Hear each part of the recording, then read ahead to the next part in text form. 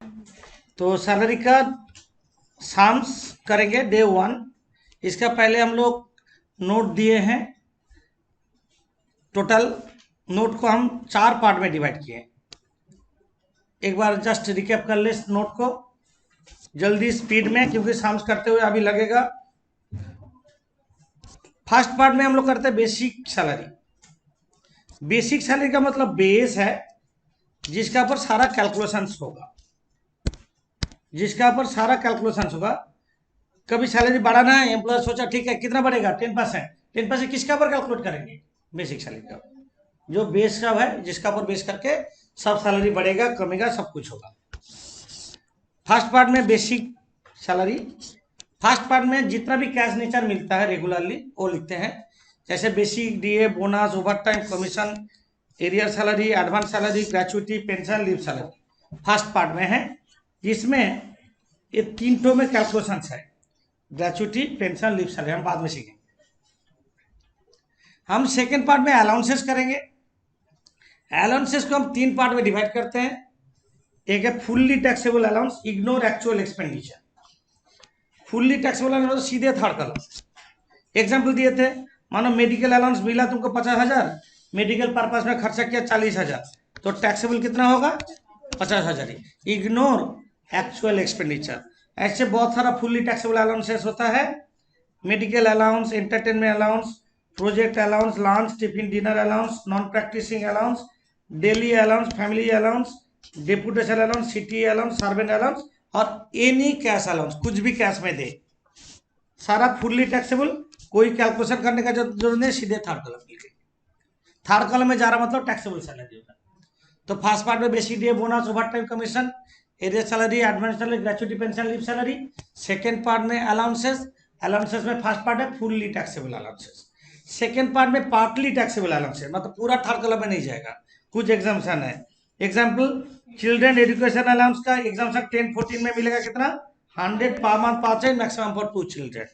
Children hostel allowance 300 per month per child, maximum for 2 children exempted. Travelling conveyance car allowance में कितना होगा? जितना expense किया office purpose में उतना एग्जेम्प्टेड है। यूनिफॉर्म अलाउंस, जितना यूनिफॉर्म मिला, यूनिफॉर्म अलाउंस मिला, वैसे यूनिफॉर्म पर्पस में जितना खर्चा किया माइनस करके थर्ड कॉलम में। हील अलाउंस, जितना मिला वहां से 300 रुपया से 7,000 रुपया तक एग्जेम्पशन है। Underground allowance 800 per month exempted है। Tribal area allowance 200 per month exempted है। और हाउस रेंट अलाउंस, इसका कैलकुलेशन होता है, वेरी इंपॉर्टेंट अलाउंस है, हम बाद में सिखाएंगे। इसका एग्जाम्पशन होता है अंडर सेक्शन 1039। इसके बाद सी पार्ट में अलाउंसेस क्या बोल रहे? Allowances receive outside India, fully exempted, मतलब नॉन टैक्सेबल। थर्ड पार्ट में हम लोग करेंगे डीम्ड सैलरी। डीम्ड सैलरी दो तो होता है, employers contribution to recognise provident fund in excess of 12% salary. In excess of 12% salary taxable होगा। Recognised provident fund in excess of 12% salary taxable होगा। Interest credited to RPF in excess of 9.5% interest is taxable होगा, मतलब 10% होगा तो 0.5% taxable होगा। ये पहला number 1 part, number 2 part, number 3 part अभी बोले। इसमें सैलरी जब कैलकुलेशन का जरूरत होगा, सैलरी लेंगे, basic salary, DA plus commission on sales लेंगे, 3 चीज लेके सैलरी कैलकुलेट। जैसे यहाँ पे 12% जो कैलकुलेट करेंगे, 12% किसका ऊपर होगा? Basic, DA, commission on sales लेके करेंगे। नेक्स्ट पार्ट है पार्क्विजिट्स। पार्क्विज को भी हम 3 पार्ट में डिवाइड किए हैं। पार्क्विज का 3 पार्ट है, ए पार्ट, बी पार्ट और सी पार्ट। पार्क्विज का भी 3 पार्ट है। फर्स्ट पार्ट में रेंट फ्री अकोमोडेशन करेंगे। रेंट फ्री अकोमोडेशन में सैलरी इक्वल्स टू होगा basic, DA, commission, sales, overtime, bonus और टैक्सेबल अलाउंसेस, जितना थर्ड कॉलम में जाता है। और सेकेंड पार्ट में क्या है? लाइबिलिटी और एम्प्लॉय पेड बाय एम्प्लॉयर। तुम्हारा लाइबिलिटी एम्प्लॉयर दे दिया, तुम्हारा घर का सर्वेंट का सैलरी, तुम्हारा इनकम टैक्स, तुम्हारा प्रोफेशनल टैक्स, तुम्हारा लोन का पैसा, सारा एम्प्लॉयर दे दिया है, तो फुल्ली टैक्सेबल। से मेडिकल अलाउंस में, मेडिकल बिल में क्या होगा? 100% exempted if treatment made in private hospital और रिकॉग्नाइज हॉस्पिटल, अदरवाइज 100% टैक्सेबल होगा। गवर्नमेंट हॉस्पिटल में, प्राइवेट हॉस्पिटल 100% टैक्सेबल होगा। Interest free loan, loan amount exceed 20,000। B part में है liability of employee paid by employer, और सी पार्ट में free benefits, ये taxable होगा in the hand of specified employee only. Specified employee किसको बोलते हैं?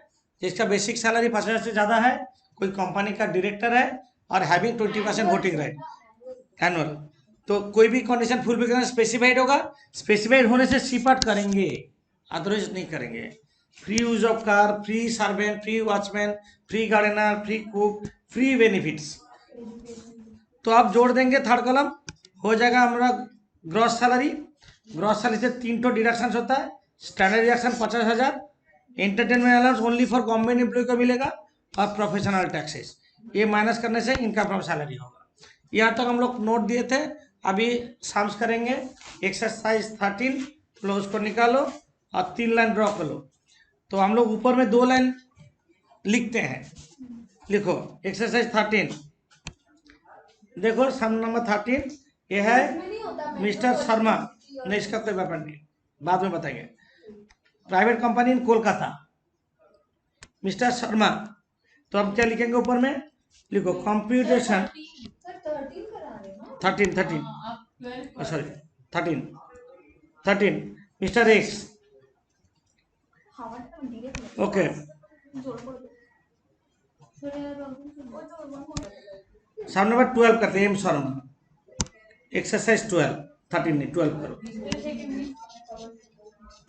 एक्सरसाइज 12 लिखो computation of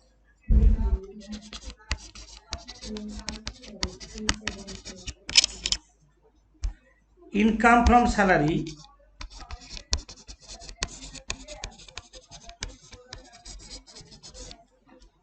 of mister Sharma,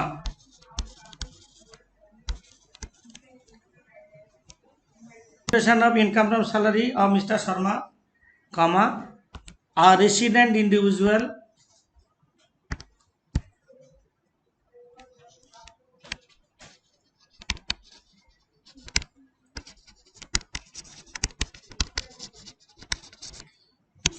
for the assessment year 2022-23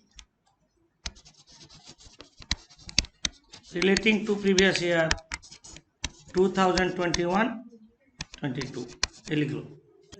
अच्छा सुनो, हम इसको और एक बार समझा देते हैं बेसिक नोट को, और एक बार, क्योंकि जरूरत होगा, अभी बार बार बोल रहे हैं हम, और भी छोटा कर देते हैं नोट को। जितना छोटा करेंगे तुम लोग को याद रखने में इतना ही जाएगा, छोटा को छोटा करते हैं। सैलरी में हम टोटल बोले 4 पार्ट में डिवाइड किए। फर्स्ट पार्ट में हम लिखेंगे नंबर 1 में, छोटा करके बोल रहे हैं, याद रखना, ऐसे पार्ट वाइज जाएंगे। बेसिक, डीए, बोनस, नहीं लिखना, bonus, overtime, commission, first part. Second part में हम करेंगे अलाउंसेस। सेकेंड पार्ट में अलाउंसेस में हम 3 पार्ट बोले, फुल्ली टैक्सेबल, पार्टली टैक्सेबल और फुल्ली एग्जेम्प्टेड, ये बोले। अब थर्ड पार्ट में हम बोले डीम्ड सैलरी। डीम्ड सैलरी में हम 2 चीज बोले, employees contribution to RPF more than 12% salary, और interest credited to RPF, interest credited to RPF more than 9.5% interest. ये पहला 3 पार्ट जो बोले अभी तक, salary equals to basic plus DA plus commission, commission on sales होना चाहिए, sales means turnover on sales. इसके बाद 4 नंबर पार्ट में बोले हम पार्क्विजिट्स। 4 नंबर पार्ट में क्या बोले, पार्क्विजिट। पार्क्विजिट में फर्स्ट पार्ट है rent free accommodation. Second part में क्या है, liability of employee,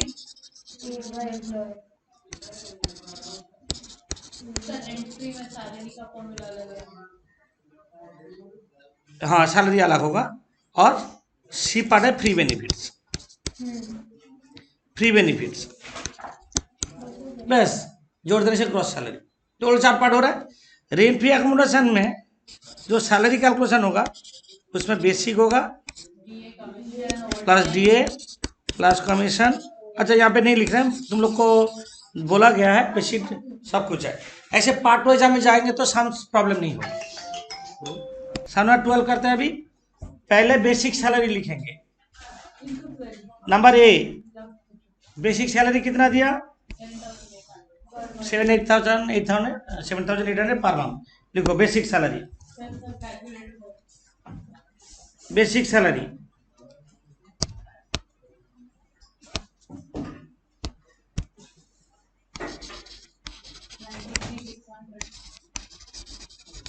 7,800 into 12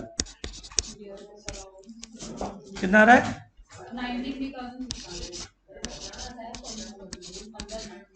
third column basic salary DNS allowance बोला 60% ऑफ बेसिक सैलरी दे 60% ऑफ बेसिक सैलरी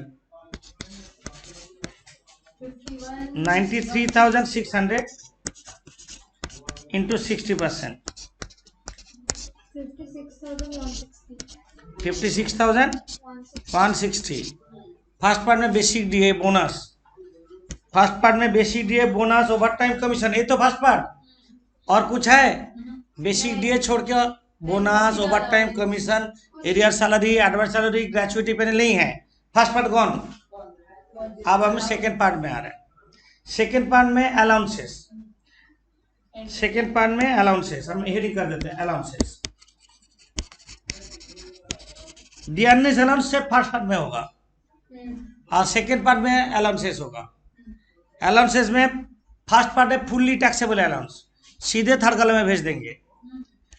ऐसे कोई अलाउंस है एंटरटेनमेंट अलाउंस 600 रुपये per month, actual expenditure ignore, actual expenditure ignore 600 रुपये per month. Entertainment allowance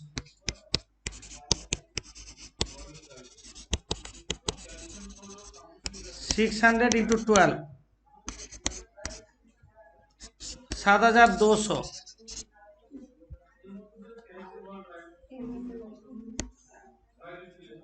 medical allowance ignore actual expenditure, बोले थे तुम लोग को medical allowance 500 per month.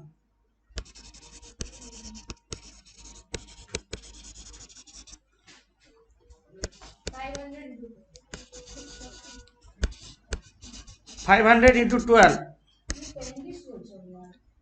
6,000 medical allowance.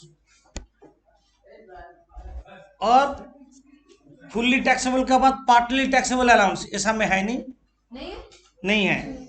और फुल्ली एग्जेप्टेड अलाउंस नहीं है। बी पार्ट कौन? सी पार्ट में आएंगे। सी पार्ट में हम लोग क्या करते हैं डीम्ड सैलरी, हम नोट दिए ओवरऑल कवरेज में, इसका मतलब एक समय इतना कुछ रहेगा ऐसे जरूरी नहीं है। डीम्ड सैलरी कर दो कोई प्रॉब्लम नहीं है। डीम्ड सैलरी लिखो, डीम्ड सैलरी सर सेटा 6,000 हो गए।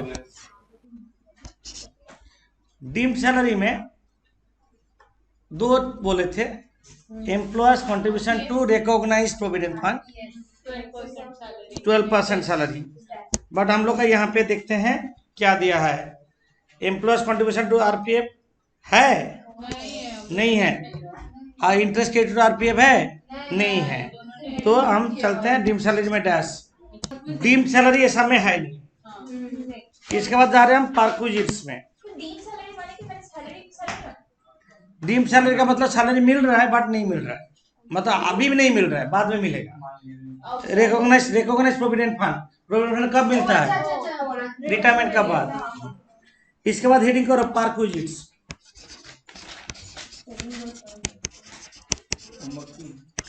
अंडर सेक्शन 17(2) परक्विजिट 17(2) परक्विजिट में फर्स्ट पार्ट है rent free accommodation,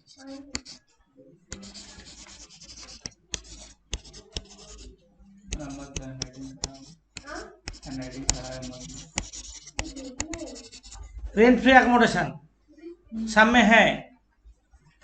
rent free accommodation में सैलरी कोस्ट हम बोले थे, डीम्ड सैलरी का पहले तो जो भी होगा जोड़ लेंगे, basic DA, commission on sales, overtime, bonus plus taxable allowances. तो सैलरी कोस्ट लिख लो यहाँ पे। सैलरी कोस्ट होगा क्या क्या है अभी तक, 93,600 प्लस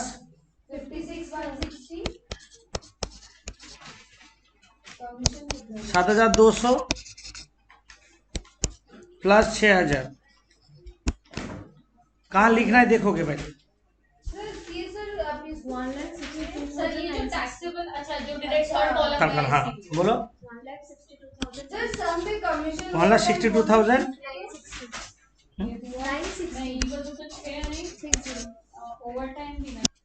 कैसे रेंट फ्री एकोमोडेशन का वैल्यूएशन होता है देखो, कुछ में ही नहीं लिखोगे क्योंकि प्रॉब्लम है बोल के नहीं लिखने बोल रहे हैं। कौन सा सिटी में तुमको रहने दिया पहले वो जांच करना है। एम्प्लॉयर्स हाउस,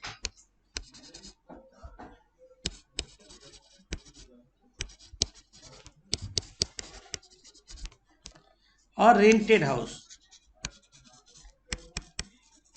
मतलब एम्प्लॉयर हाउस मतलब कंपनी अपना घर में रहने दिया। रेंटेड हाउस का मतलब है कंपनी घर भाड़ा में लिया जहां पे तुमको रहने दिया। समझे, कौन सा सिटी में है, किसका घर में है, अपना घर में है ना रेंटेड घर में है, एम्प्लॉय को कहां पे रखा, उसका पर डिपेंड करेगा वैल्यूएशन, और उसका पर डिपेंड करेगा टैक्सेबल पोर्शन। जो सिटी में पॉपुलेशन मोर देन 25 लाख, जो सिटी में पॉपुलेशन मोर देन 25 लाख, ऐसे सिटी तुम बोलोगे हम काउंट करने थोड़ी जाए, दिमाग में आ सकता है। तो याद रखना इंडिया में 10 सिटी है जिसमें पॉपुलेशन 25 लाख से ज़्यादा है। 4 मेट्रो है, कलकत्ता, बॉम्बे, दिल्ली, मद्रास, अहमदाबाद, बेंगलोर, हैदराबाद, लखनऊ, कानपुर, अहमदाबाद, ऐसे 10 सिटी है। हावड़ा भी है जिसमें 25 लाख से ज़्यादा है। ऐसा सिटी में एम्प्लॉयर तुमको अपना घर में रहने दिया तो 15% सैलरी टैक्सेबल होगा। 15% सैलरी टैक्सेबल, 15% सैलरी टैक्सेबल होगा, मतलब 15% सैलरी थर्ड कॉलम में जाएगा एम्प्लॉय के हाथ में। सैलरी का मतलब वही चीज़ बोले, basic DA, commission, over time, bonus और टैक्सेबल अलाउंसेस, वहाँ तो जोड़ के जो आया हम लोग जो 15% टैक्सेबल होगा, थर्ड कॉलम में चल जाएगा। जो अपना घर, कंपनी टाटा कंपनी अपना क्वार्टर बना के एम्प्लॉय को रहने दिया तो कंपनी का घर है। टाटा कंपनी अपना एम्प्लॉय को किसी घर से भाड़ा में लिया जहां पे एम्प्लॉय को रहने दिया, रेंट पे लिया। समझे, जो सिटी में पॉपुलेशन 10 लाख से ज्यादा है बट 25 लाख से कम है, क्या बोले समझ में, ऐसे सिटी कैसे याद रहेगा, याद करो, कैपिटल ऑफ ईच स्टेट। बाकी जो इंडिया में बाकी जो स्टेट है, भुवनेश्वर, क्या बोले, चंडीगढ़, जम्मू या कश्मीर, जो कैपिटल है इस स्टेट का, उसमें 10% सैलरी टैक्सेबल होगा। समझे, 15%, 10%। 10 सिटी में 25 लाख से ज़्यादा जिसका है, और तुमको ऐसा सिटी देगा जहाँ में पता चल जाएगा जो 25 लाख से ज़्यादा है, तो 15% टैक्सेबल। और कैपिटल ऑफ ईच स्टेट में क्या होगा, 10%। अदर सिटी मतलब 10 लाख से कम है, generally district town, Midnapore, Bardhaman, Darjeeling, district town, Haldia, district town बोल रहे ना, district, each and every district में जो टाउन है, तुम जो एरिया में रहते हो उसका लोकल टाउन का ही देगा, ऐसा कोई बात नहीं है कोई अननोन टाउन का दे देगा। तो अदर सिटी में 7.5% सैलरी टैक्सेबल होगा। समझे, याद रखने का कोई झमेला ही नहीं। 15%, 10%, 7.5% सैलरी टैक्सेबल, जो सैलरी हम लोग निकाले रेंट फ्री अकोमोडेशन पर्पस में। अच्छा, कोलकाता में है, हम लोग जो सामने है कोलकाता में है, तो फर्स्ट पोर्शन में आ रहा है। ओके, सोचो भाड़ा घर में रहने दिया, तीनों केस में सेम रूल, अलग से याद रखने का जरूरत नहीं है। नहीं नहीं नहीं नहीं, रेंट पेड, जितना एम्प्लॉय रेंट पे किया और 15% सैलरी,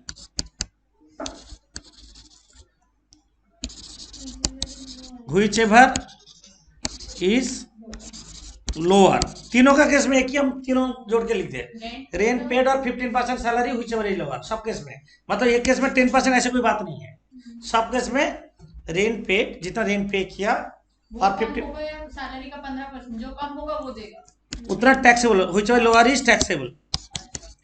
टैक्सेबल मतलब थर्ड कलम, हाँ वो कंफर्म दिया रहेगा। Rent paid 15% salary whichever lower is taxable. ये क्या घर का हुआ, कंपनी घर दिया, साथ में कुछ फर्नीचर दिया, sofa cum bed, AC, TV etcetera, ऐसे कुछ फर्निश्ड अकोमोडेशन होता है। तो ये इसका साथ यहाँ पे जो भी वैल्यूएशन होना, क्यों आइदर इसका वैल्यूएशन हो या इसका वैल्यूएशन, कुछ भी तो एक वैल्यूएशन होगा, साथ में ऐड करेंगे 10% कॉस्ट ऑफ फर्नीचर, जितना फर्नीचर दिया उसका 10% जोड़ेंगे। सोचो कंपनी खरीद के नहीं दिया, कोई कोई फर्नीचर भाड़ा में लिया और हायर चार्जेस, भाड़ा जितना बचा है उसका भी पूरा पूरा हायर चार्जेस फुल, अच्छा खाली और बोथ मीन्स कुछ फर्नीचर खरीद के दिया, कुछ हायर किया, तो जिसका हायर किया उसका 10% हायर चार्जेस, जिसका खरीदा उसका आप उल्टा बोल, जिसका खरीदा उसका 10% और जिसका हायर किया पूरा रेंटेड वैल्यू। हायर चार्ज मतलब रेंट ना, hire charge full, hire charge पूरा। परचेज वाला टाइम। अच्छा, ये तुम्हारा सोचो, हम ऐसे एग्जांपल देते हैं, 50,000 यहाँ पे आया, 5,000 यहाँ पे आया, तुमको बेनिफिट कितना मिल रहा है? 55,000 मिल रहा है। तो बट कंपनी बोला तुमको तो रहने इतना बेनिफिट हम दे रहे हैं, हमको तो कुछ दो। तुम बोले हम कैसे देंगे, मेरा सैलरी से काट लीजिए। तो employee less rent deducted from salary, मानो 10,000 रुपये तुम्हारा सैलरी से काटा, ये बेनिफिट तो तुमको मिला नहीं, तुम्हारा सैलरी से काट लिया मतलब तुमको बेनिफिट मिला नहीं, मतलब बेनिफिट कर रहे हैं पर कुछ मतलब क्या है बेनिफिट्स, ये बेनिफिट तुमको मिला नहीं, तुमको कितना बेनिफिट मिला, ये चल जाएगा थर्ड कॉलम में। क्या बोले समझ में है? अगर एम्प्लॉय मना करता है तो एम्प्लॉय मना करने तो घर क्यों नहीं लोगे, अपना घर में रहोगे, बाहर रेंटेड घर में रहोगे, कोई मना करता, जनरल नहीं करता, कंपनी के घर में बेनिफिट ज्यादा होता है, क्योंकि सारा एम्यूनिटीज फैसिलिटी मिलता है। ठीक है, सब कोई पैसे ऐसे देके तो कम ही काट रहे हैं, 10,000, हम वही बोल रहे हैं, तो इतना बेनिफिट मिलने के बाद कम काटता है। तो रेंट पे अकाउंट से याद रहेगा 15%, हम एक बार रिकैप कर ले, 15%, 10% और 7.5% हो गया। और रेंटेड घर में होगा तो रेंट पे 50% व्हिचएवर लोअर, और इसके बाद 10% कॉस्ट ऑफ फर्नीचर। सोचो फर्नीचर दिया नहीं तो ये नहीं होगा, पैसा काटा नहीं तो ये नहीं होगा, रहेगा तो होगा। ये है रेंट पे अकोमोडेशन का वैल्यूएशन, हमें एक छोटा का फॉर्म में एक प्रोविजन सिखा दिया। लिखने मना इसलिए किए हैं, हम जो अभी पीडीएफ भेजे हैं उसमें एकदम प्रॉपरली दिया हुआ है। देखो हम रेंट पे अकोमोडेशन मतलब परक्विजिट में आएगा, देखो हम परक्विजिट में रेंट पे अकोमोडेशन दिए हैं,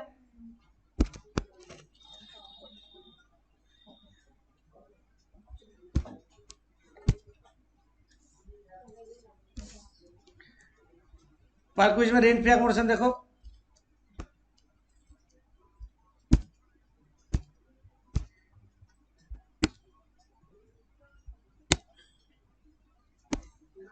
हाँ देखो same way salary equal to क्या का होगा, लिख दिए। उसके बाद employer's house rented house. Employee house में क्या 15%, 10%, 7.5%, और रेंटेड हाउस में रेंट पेड 15% सैलरी हुई एवर इज लोअर। उसका नीचे देखो एट 10% कॉस्ट ऑफ फर्नीचर और अमाउंट डिडक्टेड फ्रॉम सैलरी। ये है प्रोविजन, रेंट फ्री अकोमोडेशन का प्रोविजन तुम लोग सीख गया। अभी ये जो हम सीखे हैं हम लोग का ए सम में क्या वैल्यूएशन होगा हम दिखा रहे हैं। ए सम में करते हैं हम लोग का सम में हम सैलरी इक्वल टू निकाल के रखे हैं, तो रेंट फ्री अकोमोडेशन वैल्यूएशन क्या होगा एक बार देख लेते हैं। सम्स में यहाँ पे बोला ही is provided accommodation owned by employer, मेरा कंपनी का अपना घर में in Kolkata 15%, fair rent. Fair rent मतलब राफली भाड़ा जो रोज नहीं हो, रेंट पे तो नहीं है, राफली भाड़ा इतना होता है। जब भी अपना घर में रहने देगा तब क्या होगा, इसका वैल्यूएशन क्या होगा बोलो, 15% सैलरी टैक्सेबल होगा। लिखो 15% सैलरी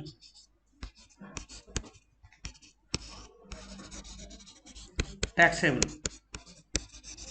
मतलब 1,62,960 इंटू 15% कितना हो रहा है बोलो।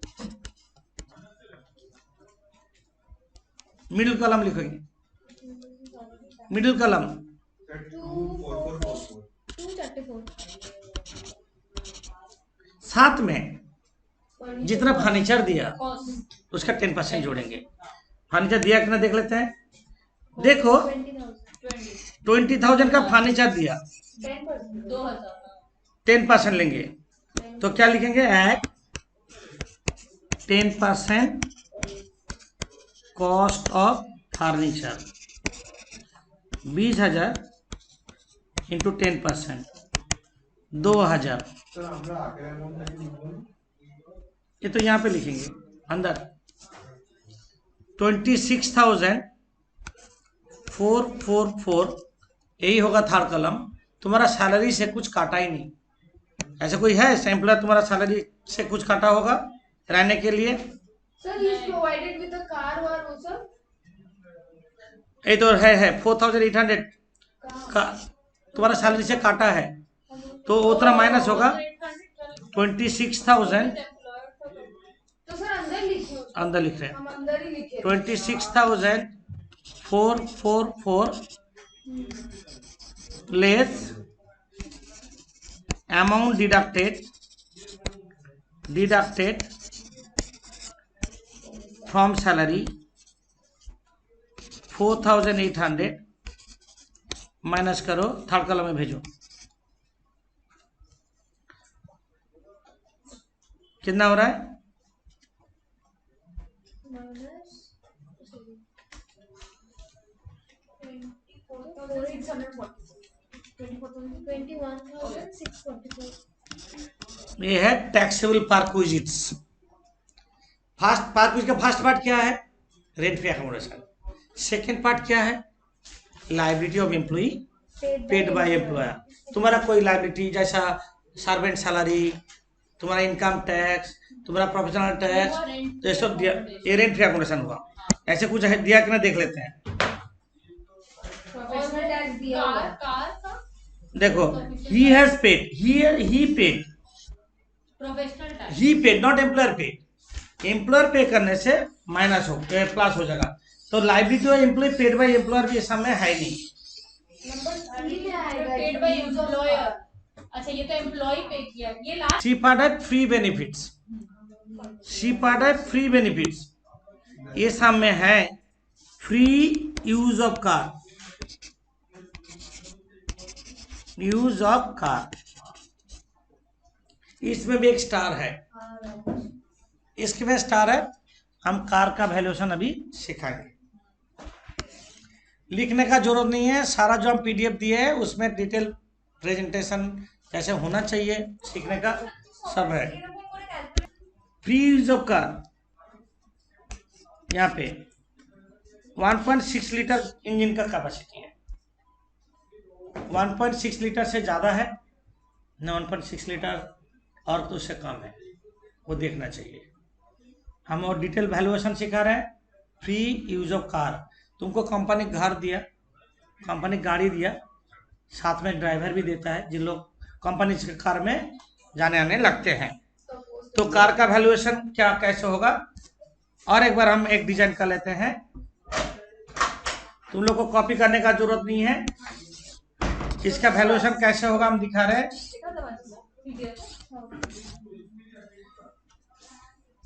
देखो, देखना है गाड़ी का मालिक कौन है, ओनर ऑफ कार। नेक्स्ट है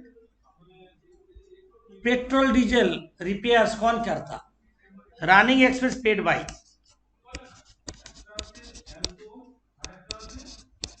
एक्सपेंस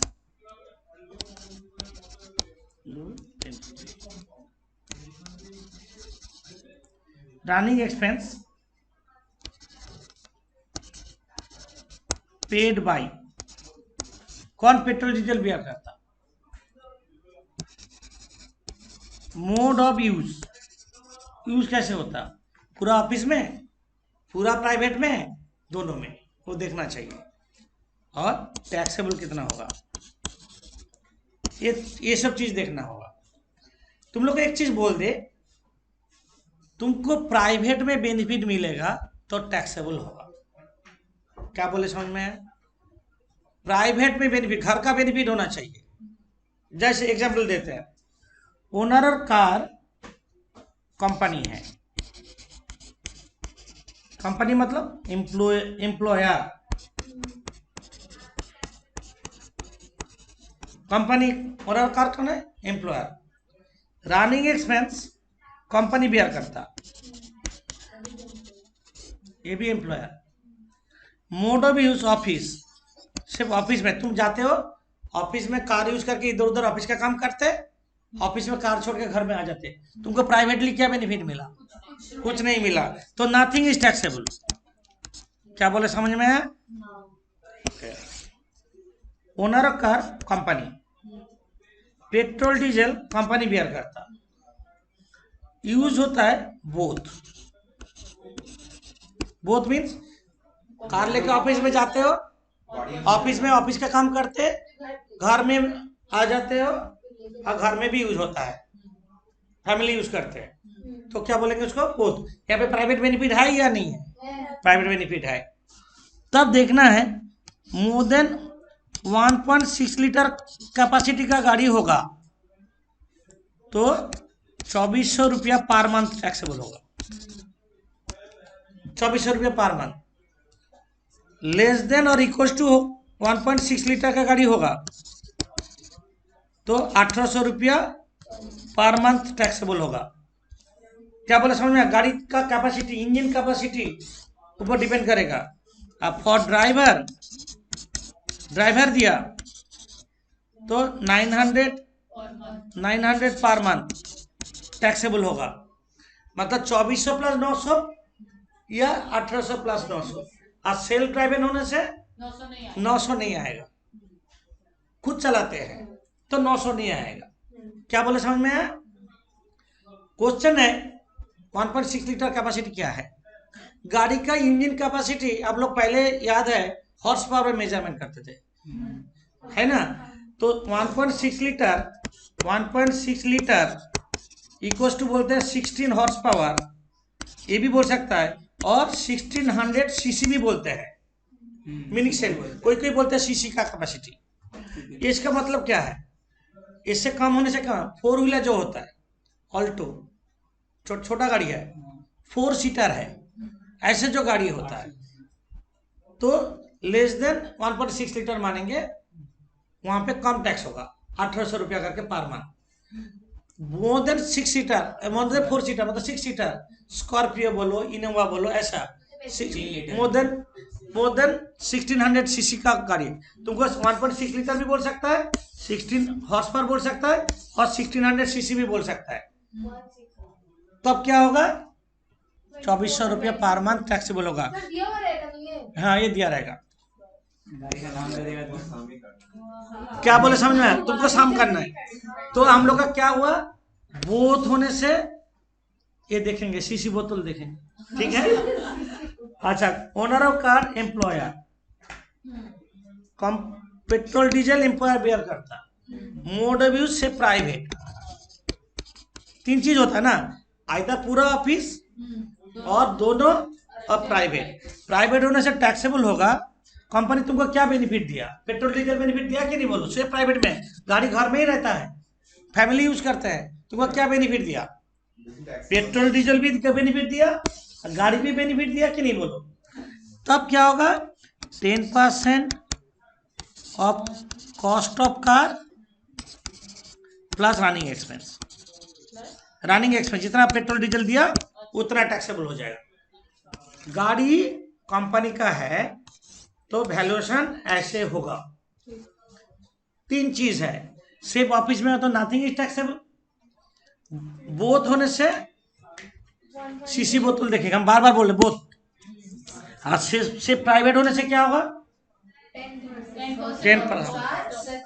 बस ये हुआ हम लोग का गाड़ी जब कंपनी का है। गाड़ी कंपनी का ही होगा क्योंकि अपना गाड़ी करके कंपनी का खर्चा कोई नहीं करता, दुनिया में है नहीं, इसलिए गाड़ी का कंपनी का ही होता है। एक बार क्वेश्चन हो रहा है, गाड़ी कंपनी का है, रनिंग एक्सपेंस एम्प्लॉय बेयर करता, क्या बोले समझ में आया। एक कंपनी का है, एक ये क्या रनिंग एक्सपेंस हम बोले ना, अभी तक तो क्या कर रहे थे, दोनों कंपनी का था, अभी क्या बोल रहे हैं, गाड़ी कंपनी का है।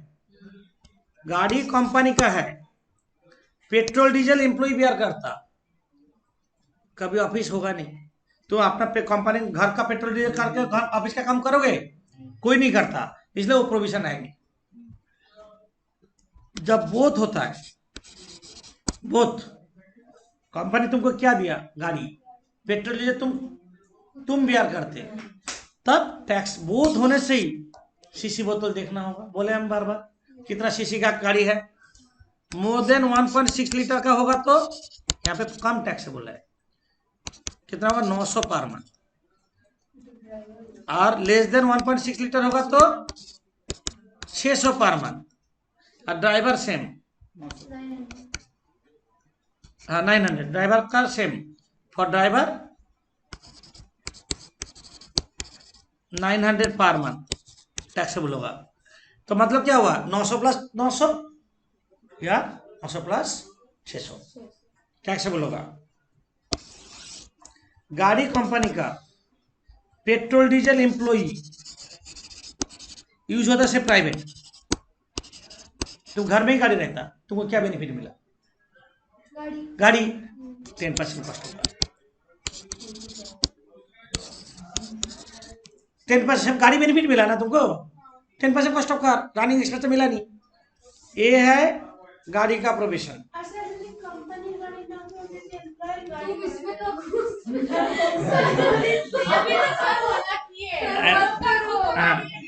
क्लास का नोट में लास्ट पेज में देखो गाड़ी का प्रोविजन दिया हो, जो हम अभी बोले वही है।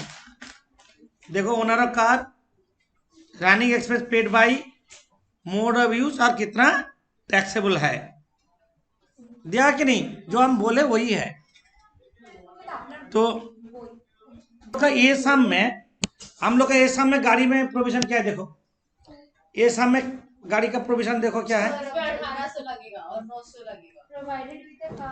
हाँ 1.6 litre office and private both, both बोलने से क्या होगा, सीसी बोतल, हम इसे याद रखने के लिए याद रखें, कितना 1800 प्लस 900, यहाँ पे बोला नहीं सेल्फ ड्रिवन, बोला all expenses including driver salary borne by company. Okay लिखो, free use of car, free use of car 1800 plus 900, ये पेन ठीक नहीं चल रहा है, इंटू 12 कितना हो रहा है, पेन नहीं दे रहा आपका, ये 27 तो कितना आ रहा है 32,400, कितना हुआ, फर्स्ट पार्ट में basic DA bonus, second part में अलाउंसेस, थर्ड पार्ट में डीम सैलरी, फोर्थ पार्ट में perquisites, first part rent free accommodation, second part livelihood employ paid by employer, third part में फ्री बेनिफिट्स, जोड़ देंगे third column gross salary जोड़ो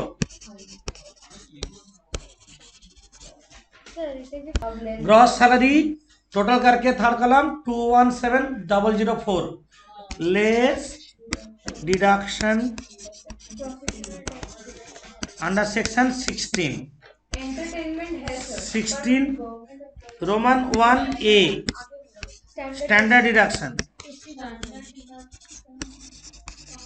note में देखो 50,000 fixed 16 Roman 3 professional tax Roman 2 professional tax 16 Roman 3 कितना है 16 Roman 3 professional tax कितना है 900 दोनों जोड़ देते हैं 50,900 थर्ड कॉलम में भेजते हैं और माइनस करके इनकम फ्रॉम सैलरी होगा प्रॉपर्टी का तुम लोग का यही हुआ ना कितना आ रहा है बोलो 166104 हैं 166104 इनकम फ्रॉम सैलरी ये सम हुआ है